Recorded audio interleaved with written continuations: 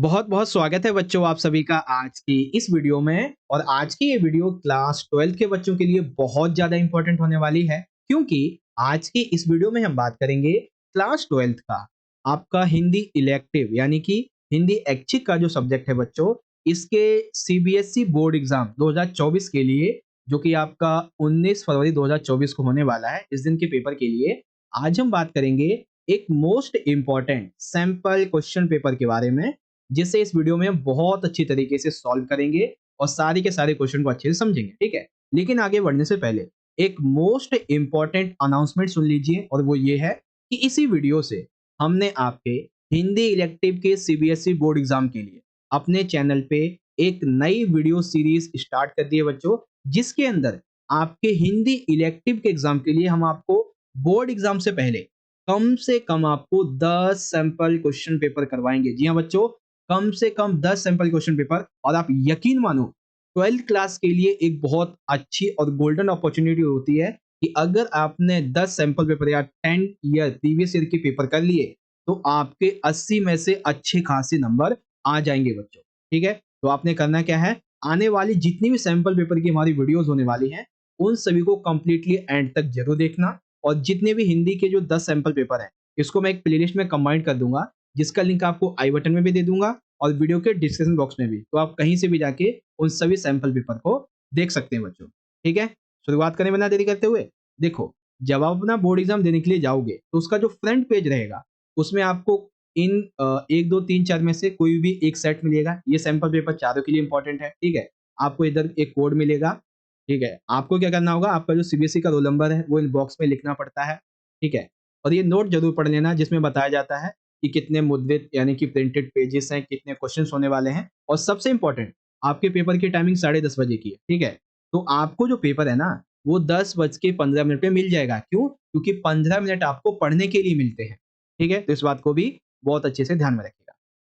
चलिए, अब बात करते हैं पेपर के पैटर्न की। तो आप सभी को पता है, आप अपना मिड टर्म भी दे चुके हो, प्री बोर्ड भी दे चुके हो, तो आपको कोई डाउट नहीं होगा। जिसमें से थोड़ा ध्यान देते एक बार फिर भी, पेपर में आपके 2 खंड होंगे। खंड आ यानी कि वास्तुपरक, जिसे हम बहुविकल्पीय बोलते हैं।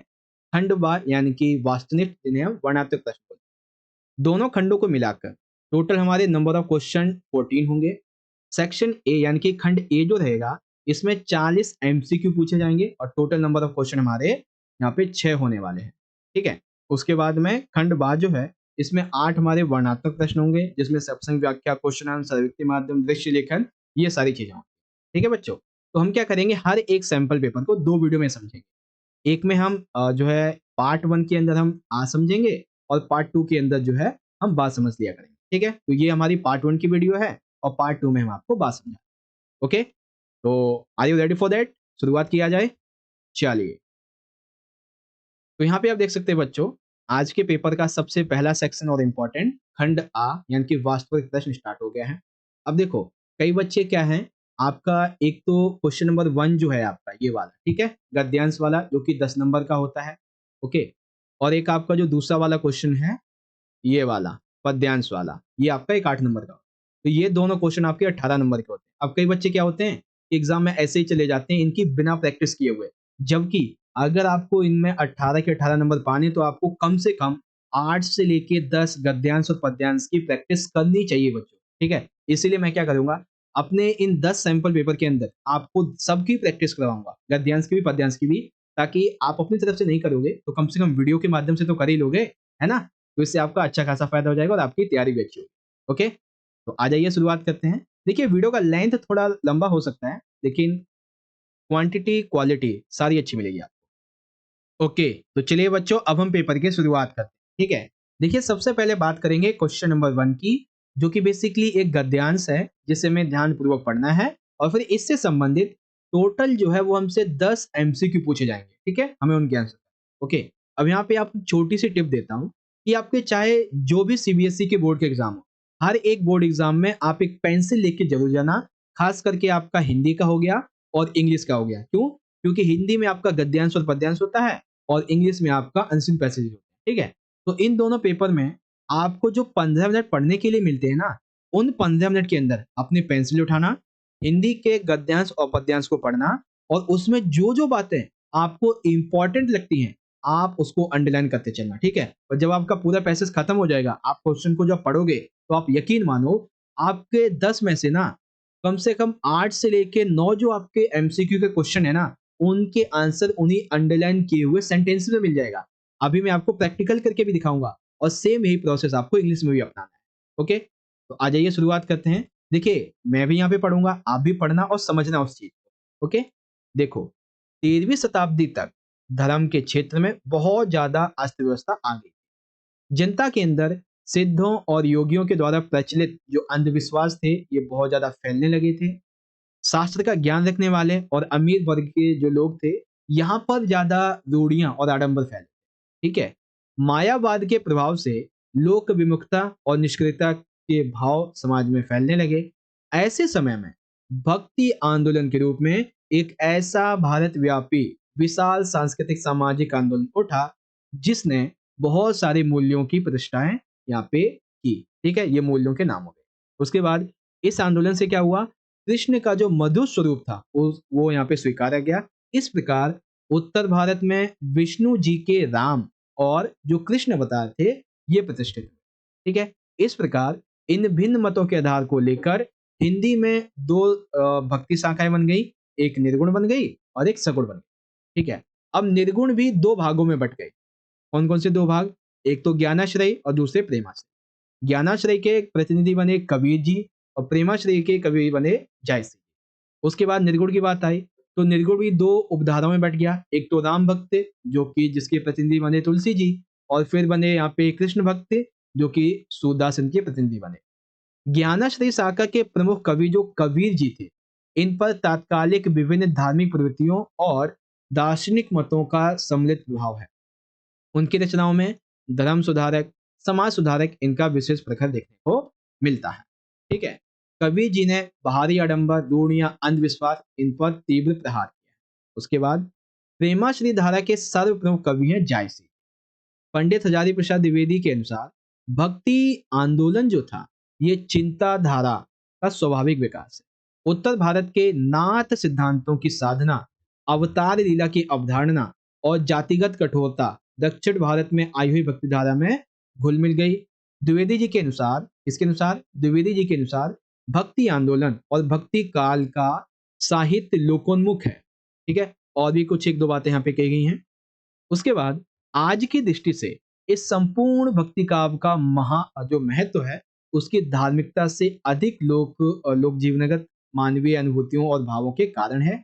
और भी कुछ यहाँ पे कहा गया है, ये कुछ जागरण वगैरह है। ठीक है, दक्षिण में अलवार बंधु नाम से कई प्रख्यात भक्त हुए, इनमें से कई तथा के नीचे जातियों में से भी थे। ठीक है, आपने वो सूफी वाला जो चैप्टर पढ़ा था ना, कुछ कुछ बातें उसी की है। आइए क्वेश्चन देखते हैं। अब देखो, जो बातें हमने अंडरलाइन की थी ना, वहीं से क्वेश्चन मिलेगा। सबसे पहला, 13वीं सदी तक किस क्षेत्र में उथल पुथल मच चुकी थी। ठीक है, तो पहली वाली जो हमारी लाइन थी, वहीं पे थी किस क्षेत्र में, धर्म के क्षेत्र में।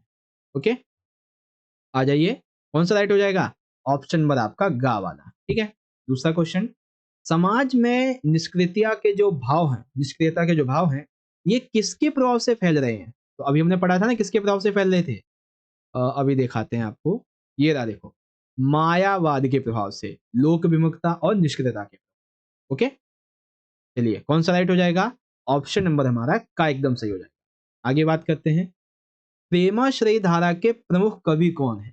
तो प्रेमाश्रय धारा के सबसे प्रमुख कवि कौन है, अभी अभी हमने देखे थे, मलिक मोहम्मद जायसी जी, है ना। देखो, तीन हमने जो अंडरलाइन किए थे उसी में आंसर मिल गए इसके, तो यहाँ पे ऑप्शन नंबर आपका हाँ हो जाए।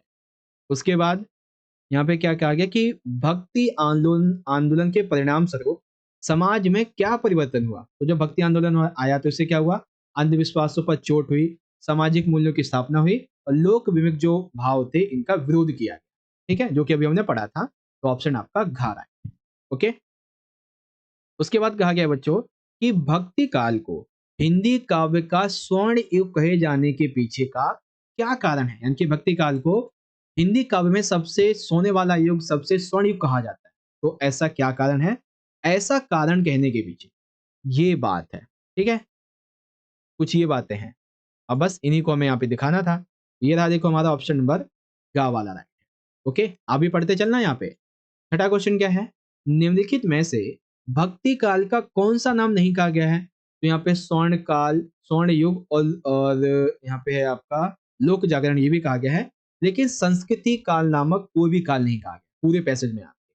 ठीक है, चलिए 7वां क्वेश्चन, किसके अनुसार भक्ति आंदोलन भारतीय चिंताधारा का स्वाभाविक विकास है? तो ये कथन किसने कहा है कि भक्ति आंदोलन भारतीय चिंताधारा का स्वाभाविक विकास है? तो आइए देखते हैं।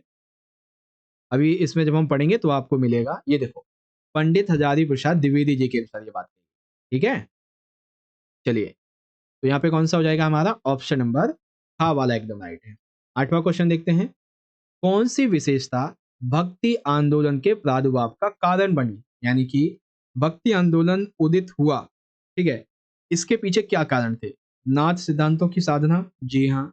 अवतार लीला की अवधारणा, जी हाँ। जातिगत कठोरता होना, जी हाँ। तो कौन सा हो जाएगा? ऑप्शन नंबर आपका घ राइट है। ठीक है, चलिए दूसरा और 2 क्वेश्चन पढ़ते हैं यहाँ पे। अलवार बंधु भारत के किस क्षेत्र से संबंध रखते हैं? तो ये तो आपको पता ही है, सूफी वाले चैप्टर में पढ़ा है आपने, सूफीवाद वाले में, दक्षिण भारत में। उसके बाद निम्नलिखित में से कौन सी धारा भक्ति आंदोलन से संबंधित नहीं है? ठीक है, तो अभी अभी हमने जो पढ़ा है बच्चों, इसमें हमने राम भक्ति धारा, कृष्ण भक्ति धारा और प्रेमाश्री भक्ति धारा ये पढ़ी है, लेकिन शिव भक्ति धारा हमने पूरे चैप्टर, पूरे इस अनसीन पैसेज में कहीं नहीं पढ़ी। तो यहाँ पे का वाला हो जाएगा, जो कि संबंधित नहीं है। अगर अब आप ध्यान से देखें तो एक एमसीक्यू को अगर हम हटा दें तो बाकी के जितने एमसीक्यू थे वो उसी में से हमें देखने को मिल गए उनके आंसर, जिसे हमने अंडरलाइन किया था बच्चों। ठीक है ना, तो जो मैंने आपको टिप दी है उसको जरूर से याद रखिएगा। ठीक है, प्रैक्टिस हो गई अच्छे तरीके से आपके पहले वाले की। अब हम बात करते हैं आप, ओके, तो चलिए अब हम बात करते हैं क्वेश्चन नंबर 2 की, जो कि बेसिकली एक पद्यांश दिया गया है जिसे हमें ध्यानपूर्वक पढ़ना है, और फिर इससे संबंधित टोटल हमसे 8 एमसीक्यू पूछे जाएंगे जिनके आंसर करना। ठीक है, तो आ जाइए पढ़ते हैं, मेरे साथ आप भी पढ़ना। ओके, देखो, रखे गरीबी में भी साहस, करती तन का व्यापार नहीं, अस्मत की दौलत के आगे धन कुबेर स्वीकार नहीं, ऐसी सीलवान नारी के सम्मुख नतमस्तक सारा संसार, फूलों की खुशबू में महका नारी का निर्मल व्यवहार, सावित्री का बल है नारी, नारी त्याग है सीता का, रामायण के घर में जैसे पहरा भगवत गीता, नारी घर की वैभव लक्ष्मी, अन्नपूर्णा है यही, हर भाषा में है गौरव गाथा, दुनिया में किसकी सदा कहे, आज पड़ी संकट में नारी, अपने घर के वारों से, दुर्गा बन के लड़ना होगा उसे भेड़िए सियारों से, पहरेदारों की सूरत में छिपे हुए गद्दारों से। ये बात है। ठीक है, तो यहाँ पे बेसिकली गरीबी और नारी के बारे में यहाँ पे कुछ बातें कही गई हैं, है ना, कुछ एग्जाम्पल्स यहाँ पे दिए गए हैं। अब मैं इसको हटा देता हूँ एक बार अंडरलाइन को।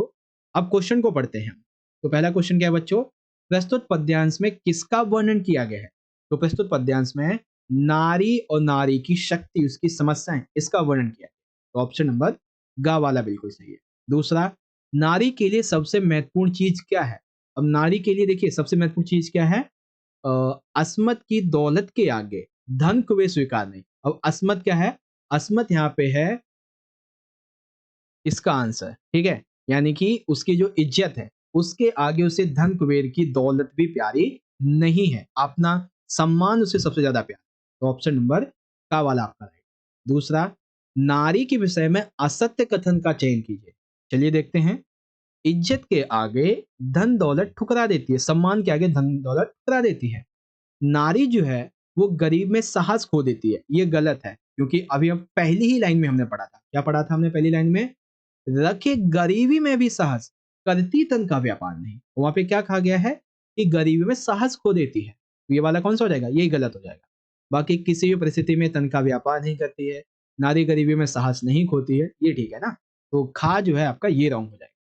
उसके बाद, नारी के त्यागमयी होने की समानता किससे की गई है? तो अभी हमने देखा था नारी के त्यागमयी होने की समानता किससे की गई है। आइए एक बार देख लेते हैं फिर से। ये रहा देखो, सावित्री का बल है नारी, बल किसके नारी का बल किसके अकॉर्डिंग बताया गया है? सावित्री के अकॉर्डिंग। नारी त्याग है सीता का, तो नारी सीता की त्याग की तरह बताई गई है ना। तो ये चीजें थी, तो यहाँ पे कौन सा हो जाएगा? सीता की तरह। आगे बात करते हैं। 5वां क्वेश्चन, आज पड़ी संकट में नारी अपने घर के वारों से, इस पंक्ति का क्या आशय है?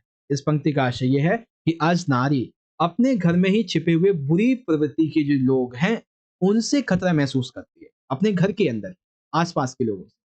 उसके बाद अश्मत शब्द से क्या आशय है, तो इसका अर्थ है इज्जत यानी कि सम्मान। उसके बाद शीलवान नारी के सामने नतमस्तक कौन है? अभी मैंने आपको बताया था शीलवान नारी के आगे नतमस्तक सारा संसार। अब वो लिखा कहाँ है? ये रहा देखो, ऐसी शीलवान नारी के सम्मुख नतमस्तक सारा संसार। ये कॉन्सेप्ट आपका है ना, तो लिख देंगे। कहाँ चला गया? ये रहा था वाला ऑप्शन। ठीक है, चलिए। पद्यांश में गद्दार जो हैं वो किसकी सूरत में छिपे हुए हैं? तो गद्यांश में देखते हैं एक बार। पद्यांश से बेसिकली पहरेदारों की सूरत में ये गद्दार छुपे हुए हैं, है ना। तो कौन सा राइट हो जाएगा? ऑप्शन नंबर घ वाला। ठीक है बच्चों, तो इस प्रकार से क्वेश्चन 1 और 2 इसकी हमने प्रैक्टिस कर ली है 15 मिनट के दौरान, और आई होप आपकी प्रैक्टिस अच्छी हुई होगी। अगर आपको सब कुछ समझ में आया और आपकी प्रैक्टिस अच्छी हुई है तो कमेंट में सारे के सारे बच्चे अपनी राय देके जरूर जाइएगा। ठीक है, फीडबैक जरूर देना। अब हम बात करते हैं आगे की। तो अगला जो हमारा क्वेश्चन है वो रहेगा अव्यक्त और माध्यम से संबंधित क्वेश्चन नंबर 3 जो कि 5 नंबर। ठीक है, आ जाइए समझते हैं। सबसे पहला क्वेश्चन क्या है बच्चों? अब आप अपनी तरफ से भी आंसर कीजिएगा। क्वेश्चन ये है, वेबसाइट पर विशुद्ध पत्रकारिता करने का श्रेय किसको जाता है? rediff.com को, इंडिया इंफोलाइन को, तहलका डॉट कॉम को, या फिर सोफी को जाता है? किसको जाता है विशुद्ध पत्रकारिता करने का श्रेय बच्चों? तहलका डॉट कॉम। ऑप्शन नंबर आपका ग राइट है। ठीक है, दूसरा क्वेश्चन नंबर सेकंड, यह अखबार का एक स्थायी स्तंभ होता है जिसके जरिए पाठक यानी कि पढ़ने वाला जो है वो विभिन्न मुद्दों पर न सिर्फ अपनी राय प्रकट करता है बल्कि कुछ जो समस्याएं हैं उसके ऊपर सवाल भी उठाता है। तो ये किसके अंतर्गत होता है? ऑप एड, झरोखा और कार्टून होना? बिल्कुल नहीं, ये होते हैं बच्चों संपादक के नाम पत्र। ठीक है, तीसरा क्वेश्चन, कविता लेखन की प्रथम शर्त क्या है? अर्थात जब आप कोई कविता लिखते हैं, या फिर कोई कवि कविता लिखता है तो सबसे पहली उसकी शर्त क्या होती है? भाव संपदा। भाव संपदा तो बहुत बात की हो गई। छंद और विम वो तो कविता लिखने के बाद ही आएंगे। विभिन्न प्रकार के भाव ये भी अलग ही आएंगे। सबसे पहले होता है बच्चों शब्दों में मेलजोल होना। ठीक है, क्या होता है सबसे पहले? शब्दों में मेलजोल होना। ठीक है, सबसे पहली शर्त। अब देखो क्वेश्चन नंबर जो 4th है इसमें आपको 4 बातें एक बार में पता चली, 4 से 5, 5-6 बातें बेसिक। सबसे पहली बात, जनसंचार के जितने भी आज हम आधुनिक माध्यम देख रहे हैं जैसे कि रेडियो, टेलीविजन, इंटरनेट, ये सभी जनसंचार के माध्यम है, समाचार पत्र भी। तो इन सभी में से सबसे पुराना जो माध्यम है वो है मुद्रित यानी कि प्रिंट मीडिया। बिल्कुल ठीक। दूसरा, इसके अंतर्गत समाचार पत्र और पत्रिकाएं आती हैं। बिल्कुल ठीक। मुद्रण का जो प्रारंभ है वो सबसे पहले चाइना में हुआ था। ठीक है, और सबसे पहले जर्मनी के गुटेनबर्ग ने सबसे पहला छापाखाना खोला था जिसमें 150 से प्लस बाइबल की प्रांतियां इन्होंने छापी थी। ठीक है, आपने चैप्टर नंबर 7 में पढ़ा होगा 11th क्लास की हिस्ट्री में। ठीक है, बहुत अंदर की बात है। ठीक है, भारत में 1556 में सबसे पहला छापाखाना खोला गया था जो कि पुर्तगालियों ने गोवा में खोला। ठीक है, तो ये चारों की चारों बातें यहाँ पे बिल्कुल सही है बच्चों। तो हम क्या बोलेंगे? यहाँ पे बोलेंगे सर जी घा वाला हमारा राइट है। ठीक है, चलिए। अब क्वेश्चन नंबर 5, ये प्रश्न का आंसर जहां तक मुझे लगता है बहुत बच्चों को नहीं पता होगा। रेडियो समाचार की जो कॉपी होती है, ठीक है, आपने रेडियो समाचार की जो कॉपी देखी है इस पे एक लाइन में कितने शब्द होने चाहिए? जैसे मान लेते हैं ये जो पेपर अभी आप देख रहे हैं ये एक रेडियो समाचार की कॉपी है। ठीक है, समाचार की कॉपी है, तो इसमें एक लाइन में कितने शब्द होने चाहिए? 11 से 12, 12 से 13, 11 से 16, या फिर 14 से 15? कितने शब्द एक लाइन में होने चाहिए ताकि पाठक वर्ग इसको अच्छे से समझ सके? तो कितने होने चाहिए भाई? 12 से 13, ज्यादा से ज्यादा। ठीक है, 12 मतलब ज्यादा से ज्यादा 13 और कम से कम 12 होने चाहिए। तो 12-13 इतने ही होने चाहिए, ज्यादा नहीं। ठीक है, तो ये हो गया आपका अभिव्यक्ति और माध्यम वाला क्वेश्चन। ठीक है, चलिए अब बात करते हैं आगे की। तो यहाँ पे आ जाता है हमारा पाठ्य पुस्तक अंतरा भाग 2। अब यहाँ पे रहेगा हमारा एक काव्यांश जिसे हमें पढ़ना है और फिर इससे संबंधित 5 एमसीक्यू पूछे जाएंगे जो कि हमें आंसर करने हैं। आइए समझते हैं और पढ़ते हैं।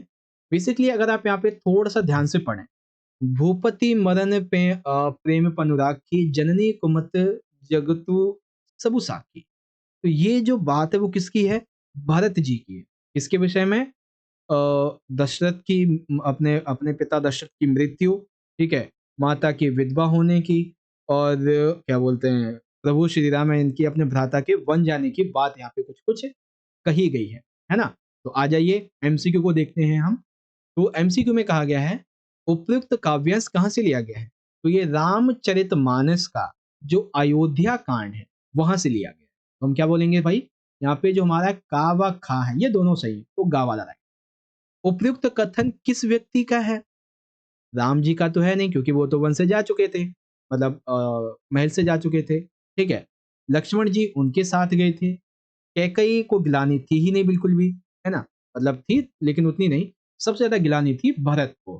तो ऑप्शन नंबर जो है का राइट हो जाएगा भरत, ठीक है? क्वेश्चन नंबर 3 प्रस्तुत काव्यांश में प्रेम का प्रण किसके द्वारा निभाने की बात की गई है? देखिए प्रेम का प्रण की बात की गई है। तो ये किसके द्वारा निभाने की बात की गई है? दशरथ पिता के द्वारा, ठीक है? चारों भाइयों के जो पिता थे दशरथ उनके द्वारा कहा गया। उसके बाद प्रस्तुत काव्यांश की भाषा कौन-सी है? उर्दू तो हो ही नहीं सकती, ठीक है? ब्रज का संबंध तो भगवान कृष्ण से है और मैथिली जो है वो यहाँ पे ज़्यादा यूज़ नहीं हुई है आपके पूरे के पूरे सिलेबस में। तो सबसे सही और सटीक है यहाँ पे अवधी भाषा, ठीक है? क्योंकि रामचरितमानस के अयोध्या कांड से लिया गया है ये पूरा का पूरा कॉन्सेप्ट, तो अवधी भाषा उसमें उपयोग की गई है, ठीक है? उसके बाद "सौ सुनी समुझ सहियो सब सूला" इस पंक्ति में कौन-सा अलंकार है? देखो सा। तो जब भी किसी एक वर्ण की आवृत्ति एक से अधिक बार हो, फिर चाहे वो 2 बार हो या 2 लाख बार, उस जगह पे अलंकार होता है बच्चों अनुप्रास। जैसा कि नाम से पता चलता है अनुप्रास यानी कि जब कोई एक वर्ण एक से अधिक बार आता है, तब अनुप्रास होता है, ठीक है?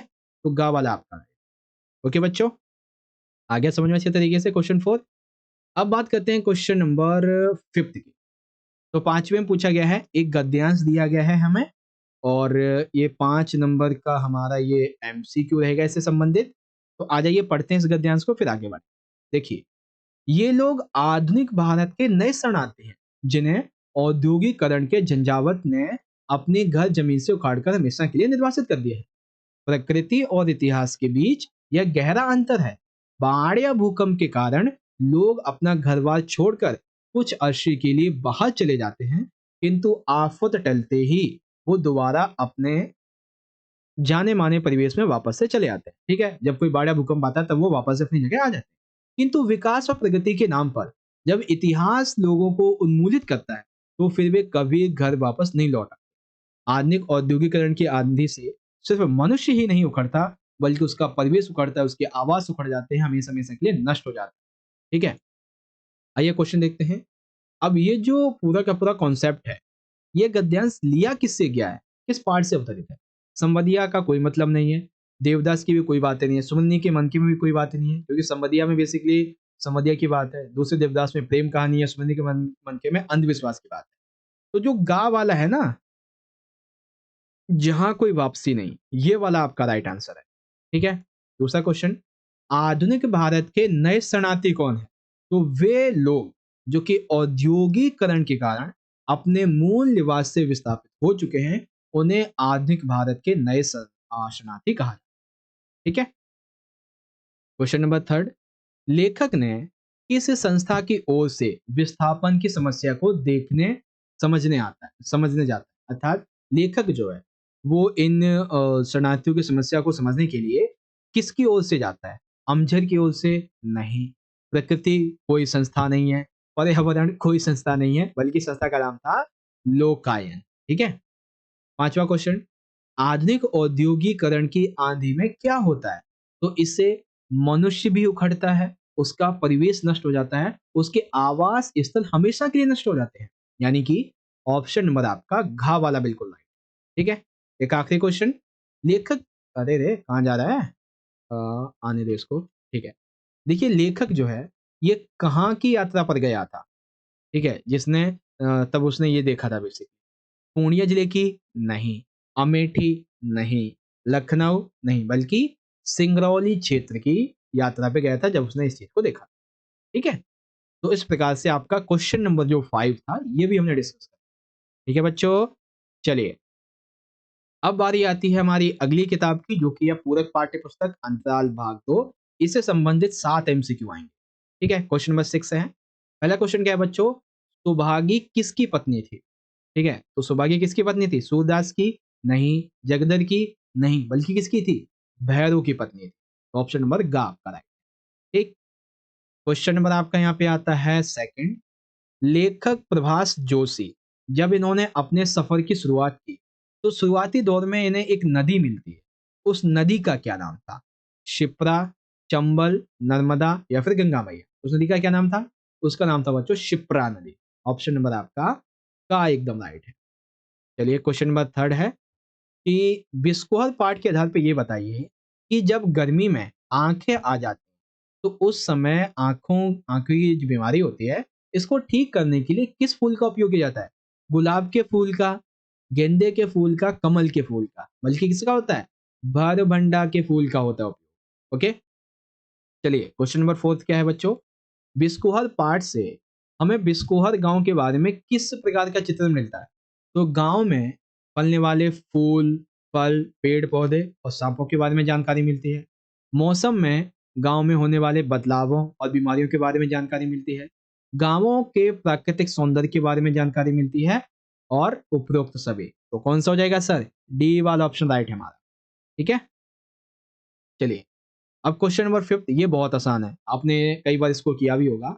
बिस्कोहर की माटी पाठ किस विधा में लिखा गया? ठीक है, चलिए ये क्वेश्चन मैंने आपको मिड टर्म में, प्री बोर्ड में कई बार बताया, तो अब ये मैं एक कमेंट में छोड़ता हूँ इसका आंसर। ठीक है, आप सभी बच्चे मुझे बताना क्वेश्चन नंबर 6/5 का कौन सा आंसर। ठीक है, जिस बच्चे का आंसर सबसे पहले आएगा और राइट होगा उसे मैं हार्ट भी दे दूंगा और उस कमेंट को पिन भी कर दूंगा, ताकि और भी बच्चे आपके पिन को, आपके मैसेज को, आंसर को देख पाएंगे। पूरा आंसर लिख के भेजना। ठीक है, जिसका राइट होगा मैं हार्ट भी कर दूंगा, पिन भी कर दूंगा, लेकिन पिन तो एक ही मैसेज होगा ना, तो जो पहले करेगा उसका पिन कर दूंगा। ओके, चलिए क्वेश्चन नंबर जो 6 है बहुत ज्यादा डिफिकल्ट है, बहुत ज्यादा, ध्यान से पढ़ो। लेखक प्रभास जोशी जब इन्होंने अपनी यात्रा शुरुआत की, ठीक है, तो ये रेल के माध्यम से कहां तक की इन्होंने यात्रा की? उज्जैन से इंदौर की, भोपाल से उड़ीसा की, इंदौर से जबलपुर की, या फिर उज्जैन से जबलपुर? तो इन्होंने कहां से कहां तक की यात्रा की थी? तो इन्होंने उज्जैन से लेके इंदौर यहां तक की यात्रा। तो ऑप्शन आपका का एकदम राइट है। अब सातवां क्वेश्चन बहुत ही आसान है। सूरदास की झोपड़ी में सूरदास का जो प्रमुख दुख था ये किस बात का था उसे? तो प्रमुख दुख था, झोपड़ी जलने का प्रमुख दुख नहीं था, सुभागी को शरण देने का प्रमुख दुख नहीं था, बल्कि पोटली में रखे हुए सूरदास के जो पैसे थे उसे, उसका दुख था। ठीक है, तो आपका ऑप्शन नंबर खा वाला एकदम राइट है। ठीक है बच्चों, तो ये आपका कॉन्सेप्ट क्लियर हो गया। इस प्रकार से हमारे ये जो भाग 2 था, अंतराल भाग 2, ये हमारा कंप्लीट हो जाता है। अब जो रहेगा ना बच्चों, वो हमारा खंड बा बच जाता है, जिसे हम करेंगे पार्ट 2 की वीडियो में। और पार्ट 2 की वीडियो आप सभी बच्चे कितनी जल्दी चाहते हैं कमेंट में बताओ। बाकी आप सभी के लिए 10 सैंपल पेपर की जो सीरीज है वो कंटिन्यू रहेगी, और 10 के 10 सैंपल पेपर के जो लिंक हैं वो आपको आई बटन में मिल जाएंगे, और वीडियो के डिस्क्रिप्शन में एक प्लेलिस्ट मिल जाएगी, वहां से जाके देख लेना। ठीक है, इस प्रकार से बच्चों आज का हमारा ये जो सेशन था क्लास 12 के हिंदी इलेक्टिव के पेपर के लिए, वो कंप्लीट हो जाता है। अब आप सभी को वीडियो अच्छा लगा हो तो इस वीडियो को लाइक करो, अपने सभी दोस्तों में शेयर कीजिए, और आपका कोई सुझाव है तो आप मुझे कमेंट बॉक्स में फीडबैक के अकॉर्डिंग प्रोवाइड करा सकते हैं, हम उस पर जरूर से विचार करेंगे। मिलते हैं अगली वीडियो में आपके पेपर की तैयारी के साथ में, तब तक के लिए बहुत बहुत धन्यवाद बच्चों। जय हिंद, जय भारत, वंदे मातरम।